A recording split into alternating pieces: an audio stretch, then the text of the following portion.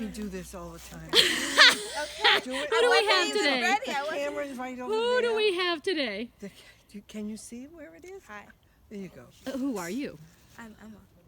Emma. And? Look at this beautiful magnolia. Oh, and you're tulip distracted. magnolia. Who are you? I am Theresa. I'm here for the peas, but I see the magnolia. Right?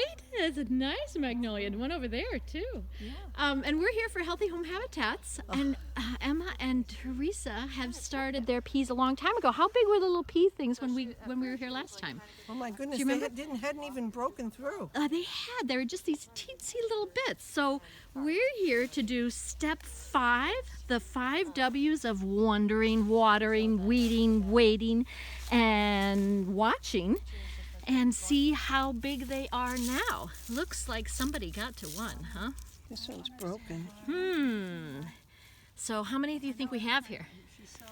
Like 2, 3, 4, 5, 6, 7 maybe? Yeah. So this soil looks to me to be a little bit gray. Would you agree? Is it gray or black? It's gray. Yeah, because we're watching to see. We want to see whether they need some water. So we're going to water them first. Oh, they're drinking it right up. Right? Here you go, Emma, your end down there. Emma's going to get the rest of them there.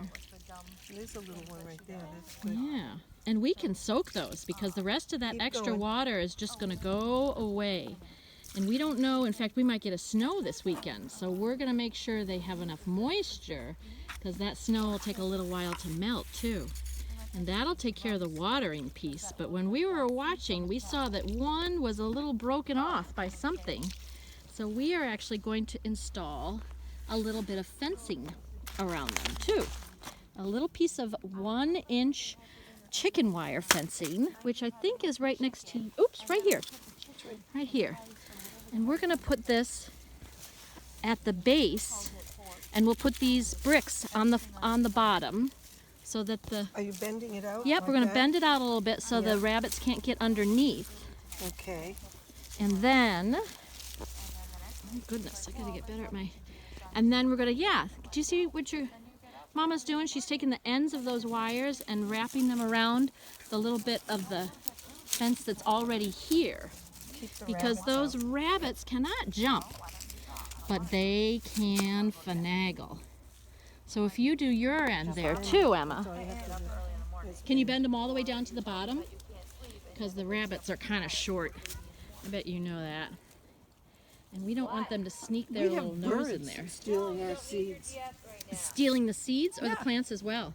Just the seeds. Yeah. Huh. Well, now we have the ability to let these grow a little bit more. And I forgot.